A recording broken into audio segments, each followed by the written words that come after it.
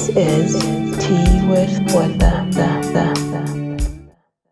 We have, as the world, focused more on women's empowerment, rightly so, justifiably so. Recently, the whole world celebrated or marked the 30th anniversary of Beijing Platform of Action, which was a pivotal movement or a moment in the world, in our country in particular, where women gathered to look at how do we center women? How do they themselves ensure that their agency becomes a central point? But also women's empowerment, issues of women's liberation, feminism, its role in the country, so and in the world. So this Beijing Platform of Action became a pivotal moment in our country, in the world.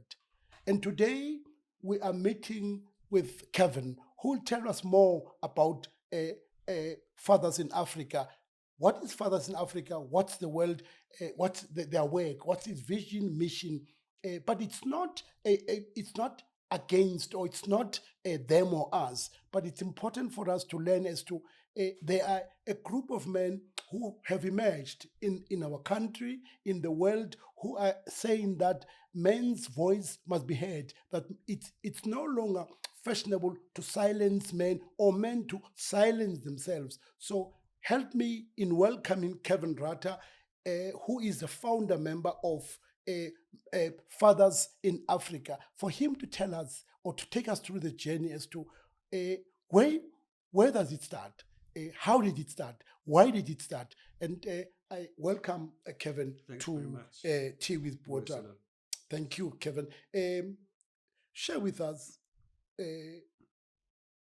Fathers in Africa. What is it? Okay, so my eldest daughter was born. I have two girls, and my eldest daughter was born 30 years ago. She's just turned 30, and I've become a grandfather. But in that Congratulations. time, thank you. But at the moment when I realized that I had to be or needed to be a good father to my daughter, like most men, I didn't kind of really know how, right? So, like, there might be books you can read or whatever, but you kind of left in this. And I remember driving home from hospital that day with a new sense of responsibility. Here was this beautiful little girl that had been born, and how can I make her life better? How can I empower her? How can I help her to become just this incredible woman one day? And so I started researching around fatherhood and found that there wasn't very much. There was a lot of information on overseas platforms. There were American companies, there were American organizations, there were British organizations, and so on, but very little kind of that applied to the South African scenario. So that very day, I registered fathers.co.za, which is the website on fatherhood, and I wanted to make it a resource portal for men to log into or to go onto the internet to find resources on how to be a better dad. And that's effectively how it was born. And then the journey from there was, I would, because it was, and I had quite good SEO, optimization on the website. So radio stations would, around Father's Day, say, okay, let's interview somebody who does fatherhood stuff. And they would phone me up and say, hey, tell us about fathers in Africa. So it became a whole advocacy platform for me. And so the advocacy was around, let's create a new generation of fatherhood because we have such high rates of fatherlessness in this country. And so that advocacy grew over time. I would do radio interviews, I did some television work, and then I started developing some talks, and I would give talks at corporate events and at schools and so on. And then I realized, why do we have this problem of fatherlessness, and what is the background story behind that? And I realized that the way that we socialize young boys and the way we socialize men in South Africa leads into this toxic masculinity that we've heard about so often. And along with toxic masculinity comes this thing of when men are faced with whatever crisis they have in their lives, they have this flight or fight mechanism.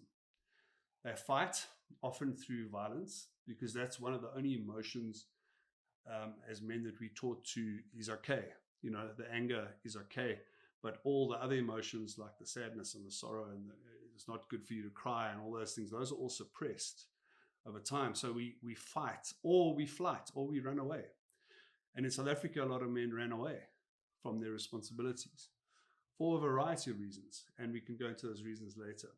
But so it grew into more of an organization that we deal with fatherhood, yes, but we also deal with how do we socialize young boys into manhood and into a healthy masculinity, which then leads to a healthy fatherhood, essentially. And what is healthy masculinity? So healthy masculinity, you know, we have, I have a big problem, Mbuyiselo, in this country with men that are doing work in this area. And I don't want to knock anybody, but the men in South Africa are still so patriarchal. Men within my industry, within the work that we're doing, you know, I don't need to mention that we have millions of men going to the Mighty Men Conference. The whole term of mighty men it refers to power. You know, men must be mighty and powerful. And we know that patriarchy is preached on that platform.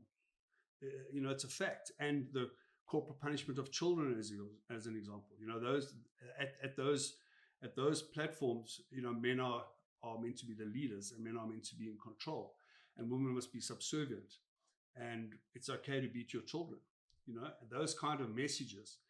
And there are other guys in the industry that are Jordan Peterson fans and Donald Trump fans. You know, the biggest misogynistic person in the world, Donald Trump. I was involved in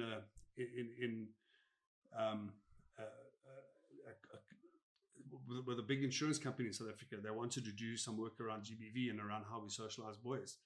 And they took a whole lot of misogynistic statements that were said by famous men, Sean Connery, Mel Gibson, Donald Trump. And the chorus, if you'll excuse me saying this, but the chorus of the song, the rap song that they wrote, the insurance company and their advertising agents, they wrote a rap song for young kids to rap with these misogynistic statements in them. And the chorus of the song was "Grab Her by the Pussy," okay, which we all know was Donald Trump's locker talk. And we have men in this industry in South Africa that perpetuate that, and they're supporters of this kind of patriarchal outlook on society. So I'm coming back to the question now about what is masculinity or healthy masculinity. I'm just going around it. And I think, which is important. Yeah, and I think you know, in this process of what we're going through, and things like, you know, there are faith-based organizations that dangerous but good.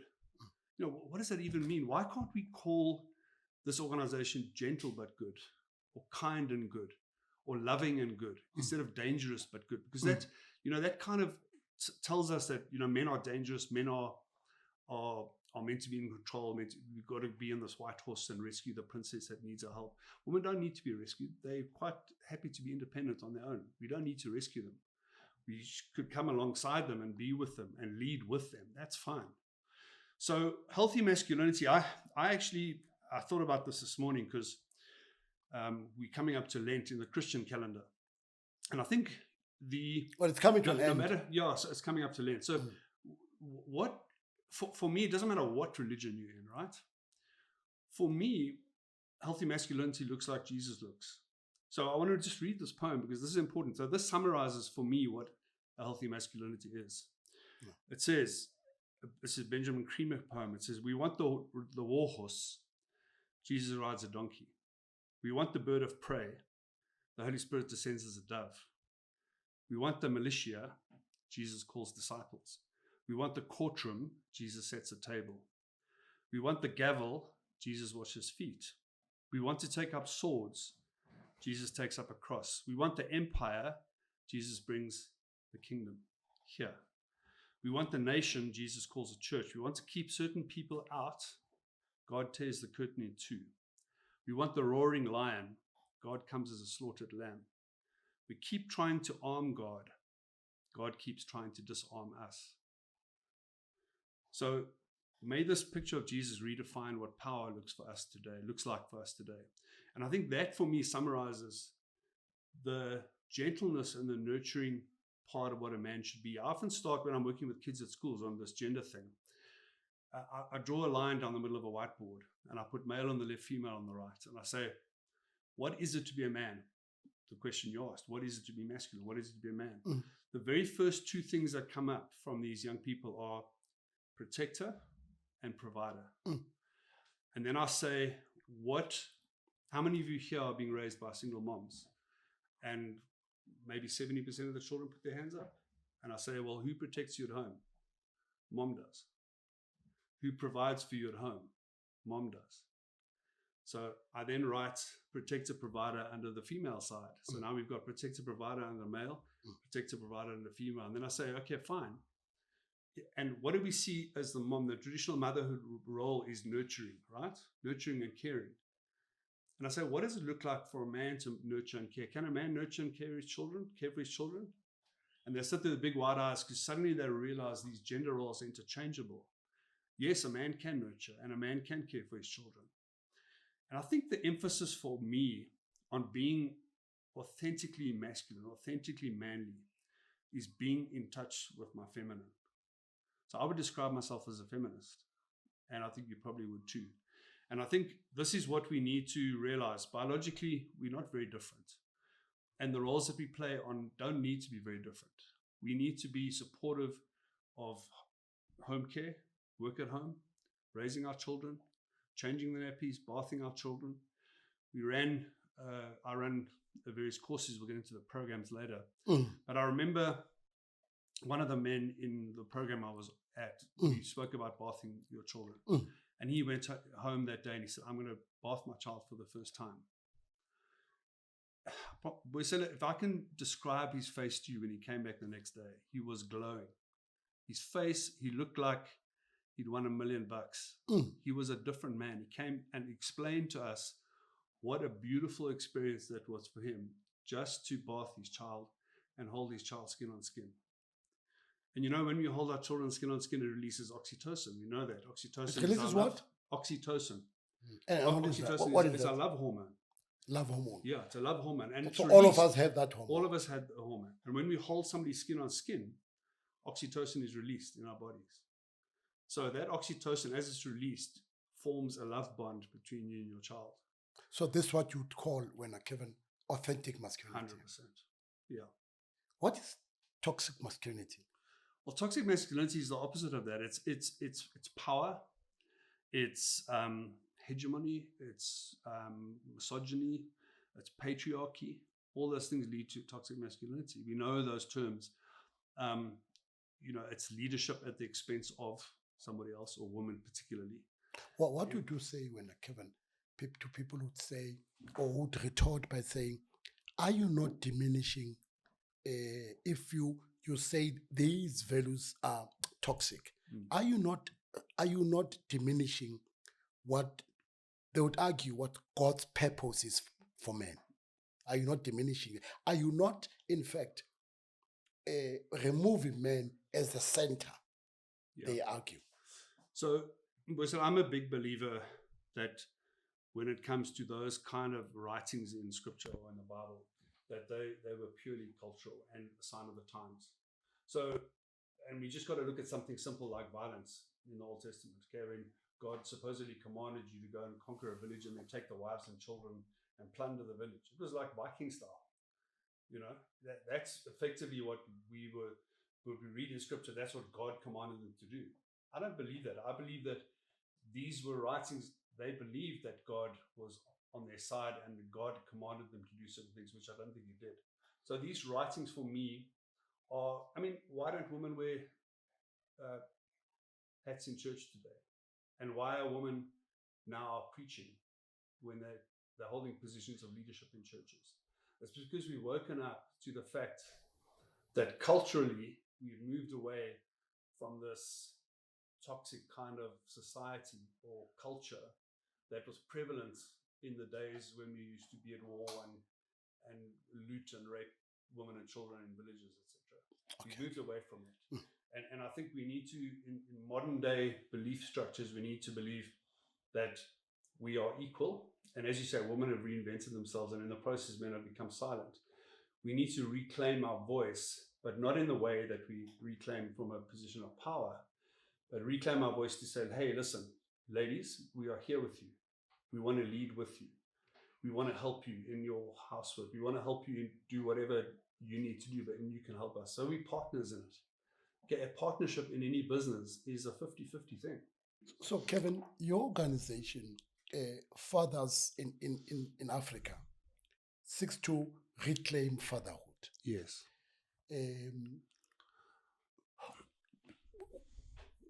What's your mission? Our mission is to reconnect millions of fathers in this country to their children, essentially. And how do you do that? We do it through program work. We do it through advocacy, particularly. I think advocacy is very important. Yeah. Shows like this, as an example. Okay. You know, hopefully we get this. Hopefully this goes viral. You know, we want people to start understanding the importance of fatherhood. And fatherhood is so important in the lives of our children. So it's to reclaim fatherhood. But then again, it's also the second part of it is what I'm saying is kind of how do we get children to escape the traditional man box? You know, how do we socialize them into this man box of toxic masculinity? Say more about man box toxic. So the man box is interesting. I first encountered the man box through a guy called Tony Porter, who's an American man who grew up in the Bronx, big black guy who runs a program in America, or runs an organization called A Call to Men. And he shares his story about how when he was growing up, he had to they laid his brother in the ground when his brother was very young. And his father only cried when he was alone with Tony in the car when the woman and children went out to go to the bathroom. He didn't want to show his emotions. And here was a man who just laid his son in the ground, but he didn't want to show his emotion because we are squeezed into this man box. Men don't cry. You got to be strong. You got to man up. You got to grow some balls. You got to be strong, you know, and anything that is remotely feminine, like your emotions, we are taught to exclude from who we are as men. So we need to break out of that man box and start embracing some of those feminine attributes, or traditional or feminine. I don't even call them feminine attributes anymore because they're human attributes, right? So we need to start saying, how do we socialize boys into accepting this? I show a very powerful movie called The Mask You Live In when I work with kids. The Mask You Live In. The Mask You. The Mask. The Mask. The Mask You Live In. You live in. And it's a story about, so this teacher at a school in America gets the kids around him and he gives them each a mask to put on their face. And he says, when you come into school and you come into the school environment, what is it? I want you to write on the outside of the mask, what is it that people see about you? And they write things like, I'm fun, I'm laughing, I'm smiling, I'm happy, all those I'm happening. Yeah. And then he says, okay, fine. Now, what is it on the inside of that mask that you don't let people see? What is it on the inside? So I want you to turn the mask around and I want you to write on the inside. And then what he does is everybody crumbles up their masks and throw it in the middle.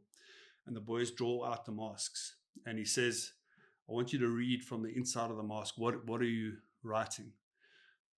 Anger, pain, sorrow, I'm scared. All those things that are not traditionally manly, but you wear this mask every day. You don't allow other people to see it. And we know that boys, essentially, the rates of suicide amongst young boys are far higher, up to 3 times as high as young girls, because we don't deal with that depression. Our depression is not diagnosed because we keep it to ourselves. And the very thing that drives us into that depression is the very thing that keeps us from rising. Because you're meant to rise above your pain. You're not meant to feel the pain. So you don't show it. And you end up shooting yourself. And I think this is essentially, for me, the more important work than the fatherhood thing. Because the fatherhood thing comes through that, right? So when you raise boys that are better men, you get better fathers. And I think that's an essential thing to realize. So do you have crisis of fatherhood in the country? Absolutely we do. Yeah, we have more than 60% of children growing up without fathers. And Mbuyiselo, a lot of that has to do with our history. We know that kind of thing is cyclical to a large extent. And apartheid caused huge issues through migrant labor, etc. So we have we have men that have families in the cities and families in the rural areas, and a lot of the time young kids miss out on having that father involvement. So we do. We have a crisis, definitely. A crisis. Yeah. How does it manifest itself, this crisis? It manifests itself in higher rates of risky behavior for children. So we know that involved fatherhood leads to less crime, less drug addiction, less abuse, less violence. And apart from that, involved fatherhood leads to better cognitive development. It leads to better school results. It leads to better social skills for our children, etc. So that's the paradox. We are raising a generation of children that are manifesting these social problems that wouldn't be there if we had involved fathers. And you're saying issues of teenage pregnancy. Yes. Issues of alcohol abuse. Yes. Issues of drug abuse. Yes. You're saying that they are as a direct consequence of a lack of a father figure. 100%. The research is very, very clear. How so? We just take a study that was done by Gulf University in Canada, and that study it was done through an organization called the Father Involvement Research Alliance, FIRA, and you can Google FIRA, FIRA, and you can see it's probably a 20-page document on the effects of fatherlessness in society, and that's universal. It's not just Canadian. It's universal across the world. That's what happens to children. I'll give you a simple example. I mentioned I did something on Channel Africa the other day. It's an interesting stat. A young girl who has an involved father menstruates later in life. How's that for a fact? Menstruates later in life. Yeah. Because she doesn't have this father figure to hold on to and to kind of go. She's looking for a man outside of this home environment because she doesn't have a man. So she menstruates earlier. She becomes sexually active or sexually ready earlier because there's no father figure in her life. That's a biological fact. Oh, yeah. And that's scientific. Yes, it's scientific. Yeah. Okay. So you can Google Laverne Antrobus, Antrobus. Laverne Antrobus did a study on the biological effects of fatherhood, and that was one of the effects that came out. The other effect was when you play as a father, when you play with your child, the child learns boundaries easier because they know if they smash into you a little bit too hard, they're going to get hurt. So they learn where and how to push boundaries better. Fathers generally speak a higher language than mommies do. So mommies will talk baby talk until the kid is quite a lot older. Fathers will say something like, hey buddy, let's construct this bridge together. When you're playing with cars or doing whatever. So the cognitive development of children by having involved fathers is much better. So there's that. There's the issue of your testosterone levels. What makes you more manly than a female? It's higher testosterone levels. When you find out that your partner is pregnant as a man, your testosterone levels drop by 34%, up to 34%. Now, why does that happen biologically? It comes back to what I was saying earlier. We are made to nurture. We are made to care for our children. As men. Our testosterone levels. So what happens? We're becoming more female, right?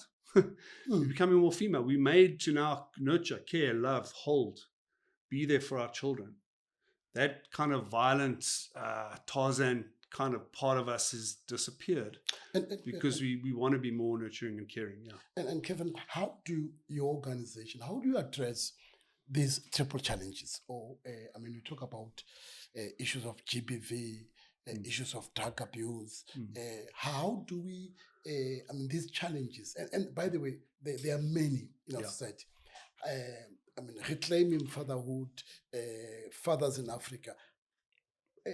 What do you do to make sure that you in fact talk to these and make sure that we tackle, we deal with these challenges? Yeah, I think that's so important because we know GBV, issues of incidents of rape, etc.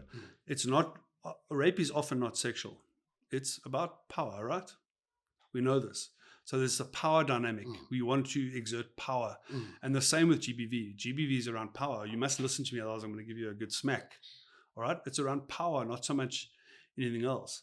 So when we address issues of power, when we're dealing with young children, you know, I did a recent program at a school for 12 weeks at a secondary school in North Riding. And North Riding in Johannesburg. And we had, so just dealt with the boys. Each boy had a 1 hour, 12 times 1 hour sessions with me. Okay, we showed that movie, The Mask You Live In. We did the escaping the man box work, etc. When I got there, there was a physical fight at the school on a daily basis. In the 12 weeks that I was there and the time after, there wasn't a single fight in that school. And the boys started speaking about each other as brothers and loving each other, as opposed to this toxic, I want to exert my power over you, and I want to show my physicality. They got in touch with who they are as human beings. I had children bringing other children in to come and see me, saying, "Sir, let's sit down and talk," because we talk about creating safe spaces, because boys need safe spaces to speak. Okay. So this space is safe. They used to bring their friends in and say, "Sir, this guy's got a drug problem." I would have young boys coming up to me saying, "I've got a problem with pornography. I cannot go a day without looking at pornography." And we had, what age all of a sudden, these are high school boys. Okay. So from grade 8 up to grade 12. And we had this incredible camaraderie. One of the boys I've got on a video, when I was asking him, "What does it mean to you?" He says, "Sir, I now understand that women are much more than boobs and bums." Okay, so they started not objectifying. They were objectifying women at one point. At the end of the series, they were saying, "Hey, but they're not boobs and bums. I'm seeing them as other human beings." And that objectification is part of the GBV thing. It's part of the journey into a much more nurturing, loving young man. And that was happening. So, and that excites me. It's just I don't get the opportunity to do it enough. We don't have the funding to do it in every single school, but I would do it in every single school in this country if I could. Yeah. And some of your initiatives, like Boys Will Be Men. Yeah. Ubaba Unati. Talk to us about what are those programs. If you say Ubaba Unati, it's a loosely translated, it's a Zulu that says that the father is with us. Father is with us. Daddy's with us. Yes. Daddy is with us. Yes. Talk more to us about it. So these programs, there are a few of them. Yeah. So I think, let's start with the Boys Will Be Men thing. The Boys Will Be Men was a program I started at 10 schools across Gauteng. There were a few in Soweto. There was some in Tembisa, and some in Diepsloot and Alex. So they were kind of across the board, across Gauteng. There were 10 schools. But the problem with that, it was funded, but only funded for a very short period of time. And I only had 1 hour at each school. So the Boys to Men program was, and you could see it, I think it's on Vimeo for people to see, but it's a very powerful program that also included a young man, Sinatemba, that I'd mentored, and he shared his life story with Sinatemba. Yeah, he's from the Eastern Cape. So he shares his life story. So it's a powerful story, but it had a finite kind of ending to it. It was 1 hour at each school, and that was it.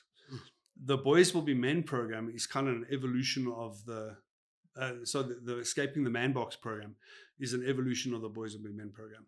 There's more to it, and it runs over 12 weeks, which is much more beneficial because we get to spend much more time with each boy. And what you do in that 12 weeks? So in the 12 weeks, we look at what is toxic masculinity. We look at the man box and how we can kind of escape out of it. We look at what does equality mean in the gender space. We learn how to embrace feminism. We learn about the mask that we wear as young boys. We learn about mentorship and what it is to be mentored by somebody. And I encourage at the end of the day for each boy to choose a mentor, somebody that they respect, that they know will be a positive mentor in their lives, and to set up that relationship. We learn about creating safe spaces for boys to speak. So it's a very powerful program. Then the Ubaba Onati is a basic fatherhood program. And that looks at the positive effects of fatherhood and why it's important for fathers to be involved. And in that program, what we did through Department of Social Development is we trained just about every social worker in the country. So we had hundreds and hundreds of social workers coming through that program, because social workers are very involved when it comes to things like, through divorce and that kind of thing, the mediation process. And then they realize, rather than kind of saying, hey, let's, be on the side of the kid spending time with mom, what are the benefits of the dad being involved as well? So how can we encourage dad to stay involved? How can we encourage dad? So that Ubaba Onati is a fatherhood program that looks at the benefits of fatherhood. Yeah. And you're saying it involves you training social workers? We're training social workers. You said the entire country?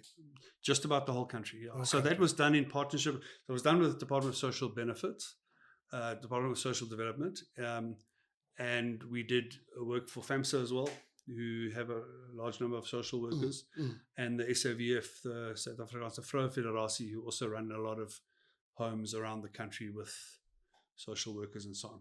So how do you integrate, Kevin, how do you integrate the Camp Connect and the mentorship? Okay, so that's an important one as well. So Camp Connect is another program. So what we do is we take dads and children away for a weekend into a bush environment. So we start off on the Friday night with a storytelling evening, trying to recultivate the concept of storytelling in our society. So each person comes, they tasked beforehand to come with a story that has some sort of a meaning to it or a life lesson to it. So everybody around the fire shares a story, and we sit around the fire and have toasted marshmallows, and we have fun, and then go to bed. Then we do a game walk in the morning. There's a quiz, and then we do work. I've got a resource called the ABCs of Parenting. It's the alphabet, and under each alphabet, like an A or B or C, the child writes. First of all, there's a pre-written one, so there'll be things that children have written, and the child chooses two of those topics to speak to the dad about, so something that might resonate with them. And then they get a blank piece of paper and they write the ABCs for themselves, things that they want to kind of convey to daddy. And then they use that when they go home every night or every day or whatever, and they pick one of those subjects to speak about together as dad and daughter or dad and son. Great. So it's a beautiful thing. So then the mentorship is different. We also do that in an environment in the bush where we take men away. I did one for SOS Children's Villages. They have, mentorship. They have men that look after the kids in the homes and so on. And that mentorship weekend is quite intense. So we start on the Friday night. We do work on the Saturday. We do work on the Sunday. Then we come home, and we work through the Heartlines mentorship manual, which is phenomenal. The Heartlines. Heartlines, okay. Yes. I think most people have heard of the work that Heartlines do. And they've got a very good mentorship manual that we work through. It deals with the river of life and other very good things. So those men are then equipped to be mentors to young people. And the power of mentorship is so important. When Sinatemba shares his story, I did a show with Nolene from 3 Talk, if you remember those days, right? Yeah. And I was in bed. That's not where we met, you and I. Eh? No, it wasn't really. Okay. Oh, we might have. We won a panel together on Nolene's show, yes. Yeah. In fact, it was that day, Mbuyiselo, that night I was in bed. They put our details up on the screen. Yes. And this youngster, Sinatemba, phoned me that night. I was lying in bed. I was almost asleep. And he phoned me. He said, Kevin, he said, I need help to find my father. I haven't had a father. So I said to him, look, we're not in a nice way, I said, we're not a kind of search service for dads. But what can I do to help you? And he said he was 13 years old at the time. And he said he was doing piecework in a little township called Marcel on the Bushman's River mouth in the Eastern Cape. And he said, I'm doing piecework, construction business. I've dropped out of school, can't afford to go to school because the closest school to him was Port Alfred. So it was quite a way away. So we had a long chat, and I just felt like I needed to help this young boy. And we bought him his school. First of all, I phoned the principal of Port Alfred High School, Mr. Patterson, and I said, I need to get this boy into school. And he said, I'm sorry, you can't help, we're full. So I said, no, you don't understand. I said, I'll vouch for this guy. I'll do whatever needs to, but I want him to get into school. And we had a conversation and he eventually agreed. So we got Sanatemba back to school at the age of 13, bought him a school uniform, paid for his transport to Port Alfred and back every day. And he became a prefect at Port Alfred High School. He started a choir at the school, first team hockey, passed his matric with a university entrance. The first maths exam he wrote, he got 2% for. And he passed matric maths, full maths, proper maths in grade 12. So, and he calls me Pops. We still talk. He's 28 years old. All these years later, and he shares his story in that Boys and Men program about how his sister died of AIDS. His brother was stabbed 22 times and killed in a shebeen. And here was this young boy on his own, just lost in life. And mentorship helped him get to where he is today. And fatherhood is not biological. Fatherhood is about being involved in a child's life, irrespective. It could be your stepson, you could be an uncle to a child, but you can play the father role. It could be just somebody like Sanatemba, who's an arbitrary young boy that I met via the telephone, that you get involved with and you mentor and you help and you become their father. That's what it's about. Beautiful, beautiful, Kevin. Have you had programs or have you worked with policy program? Making policies, working with government. How has that been? Have you been able to integrate in a more systematic way your work with government so that what you do impacts or involves or impacts on policies that probably the social development would be working on, a Department of Education would be on, be it basic education, higher education. Has that happened? And if so, what has been the reception? Yeah, it doesn't happen as much as I'd like it, to be honest. We were very involved though in the white paper on families. And I think you'll know that in that paper that was developed around families, the role of the father was emphasized much more than in the past. So we now have a situation where the law is on the side of a man being fully involved in their children's lives, irrespective. So in a divorce situation, it's not automatic that the child goes to the mom anymore. There's a process that happens, and men are equally involved in the lives of their children, or equally legally on an equal standing with women when it comes to childcare. And so we were involved in that policy. Okay. And then we've been involved in a little bit other. We were slightly involved in the submission that Sonke made on the corporal punishment issue, and also on the men's paternal leave. The paternal leave in South Africa is quite a recent thing. It was made legal only a few years back. Whereas before, there was a maternity leave for the lady, but no paternal leave for the father. Now that's happening. It's not the same as in Sweden, where the man is entitled to equal amount of leave as the wife is, or the spouse. But it's a first step. So those are small things that we've been involved in, and I would like to be involved more, but we haven't been that involved with DST as much as we were in the past. With policy and policy and so on. Yes. Yeah. Tell me, and I want you to speak to it about what is the front page. You have what we call the front page father. Front page father. So that was a media campaign that we launched. We can play an instrument kind of one note at a time, but it sounds better in an orchestra, right? So it sounds better with all the instruments together. And that's kind of the thinking. How do we I don't like working in silos. I like for us to have a united approach to the problem. And there are many guys that do the work that we do. So how do we kind of network it? And the Front Page Father is essentially just a network of fatherhood organizations that work in the same space and sing from the same hymn sheet, effectively. Okay. How can we make father? And it's really it's a media campaign it started off as a media campaign, where all of us kind of worked together, not in silos, but together to solve the problem of fatherlessness in the country. And then we partnered with PAN as well, which is the Parenting Africa network in Africa. We've partnered with Stepping Stone. They're Kenya based. So we did some work in Kenya, in Nairobi, with PAN. And I still run the PAN Facebook page, but PAN itself is no longer.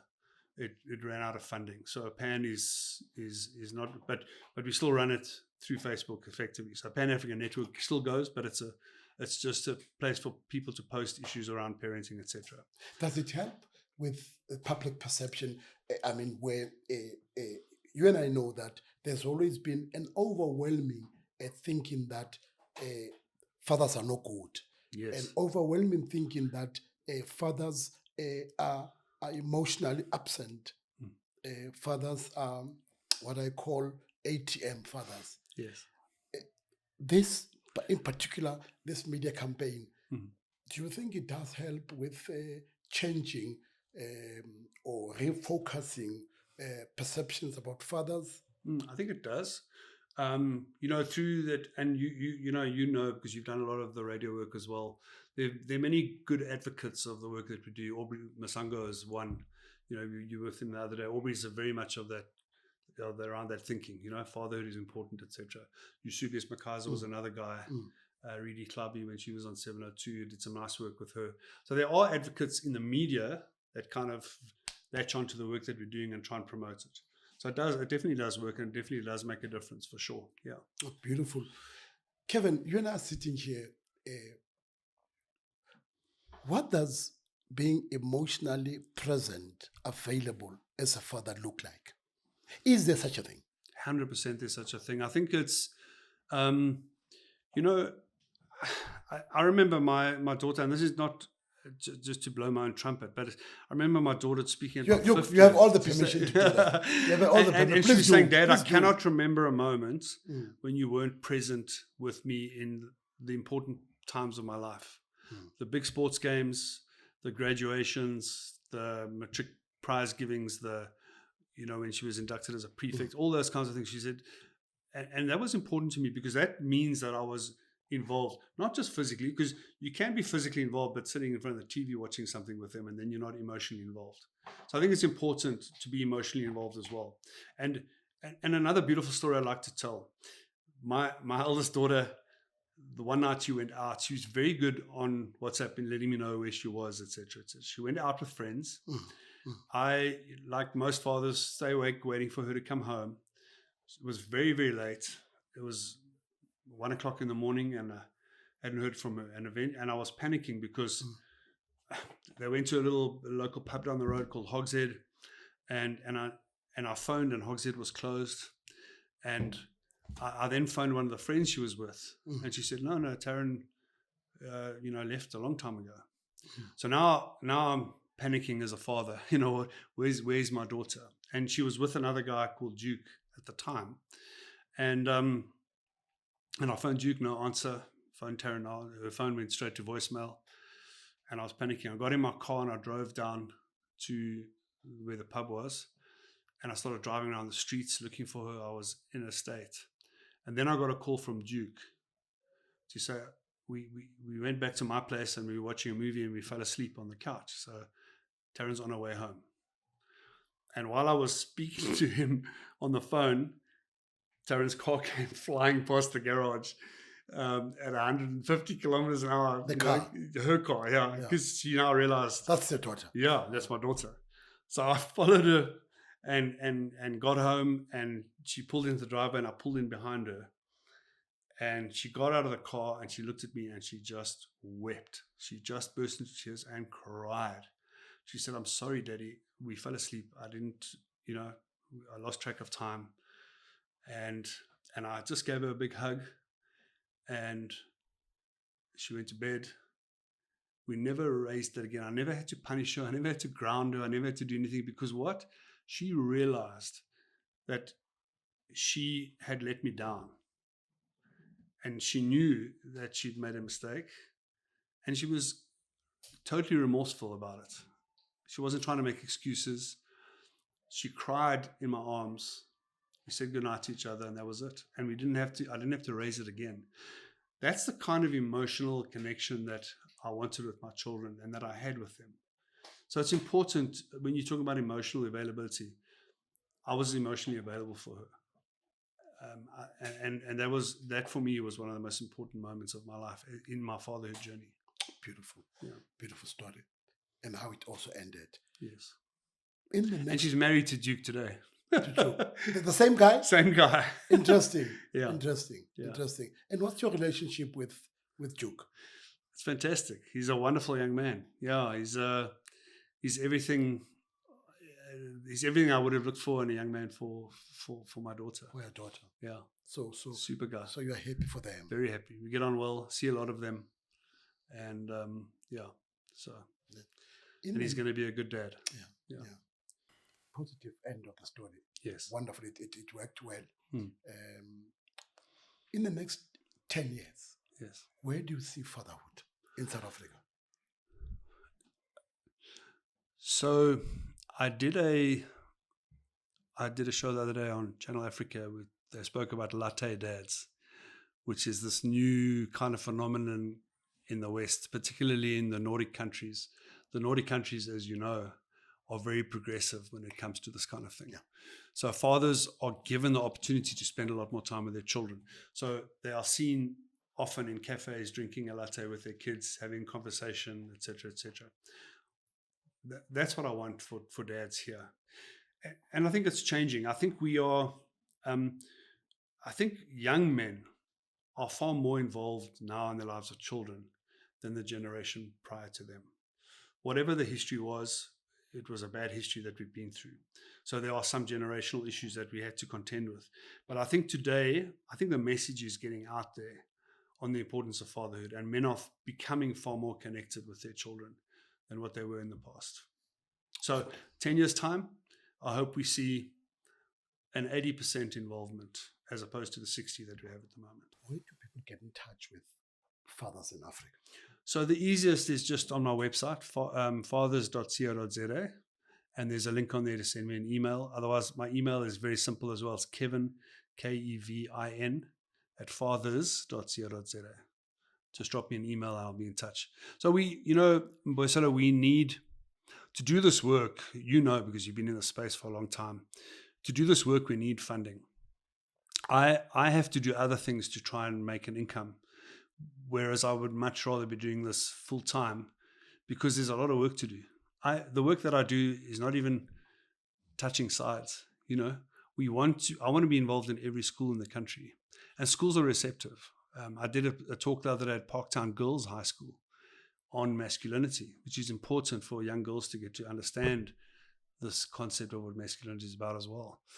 We need the funding. So if anybody is listening, corporate funding, individual funding, man, I have guys that contribute 300 Rand a month, and that helps us a lot, and so the funding is an important part of what we do. We've had decent funding in the past, but it's so cyclical and it's so up and down that it's difficult to commit to things a little bit more than what I'm committing at the moment. We can no longer postpone the involvement of fathers in the lives of their children, be they girls, be they boys. We can no longer look away and remain silent and keep quiet when there's abuse, when there's violation, when there's sexual assault. We can no longer have these excuses. You have heard us today engaging in conversation with Kevin about what it means to be a father in the 21st century. What are the challenges? But more importantly, what are the joys? What is in it for us as fathers? What is in it for us as men? I hope you will continue to engage with us. You'll continue to love us, to like us. You'll go to our page. You'll go to, visit us. And as we do this, you make sure that this conversation continues. It goes on. Kevin, once again, thank you so much, my bro. Really appreciate it. Thank you so much. Thank you, sir. Thank you.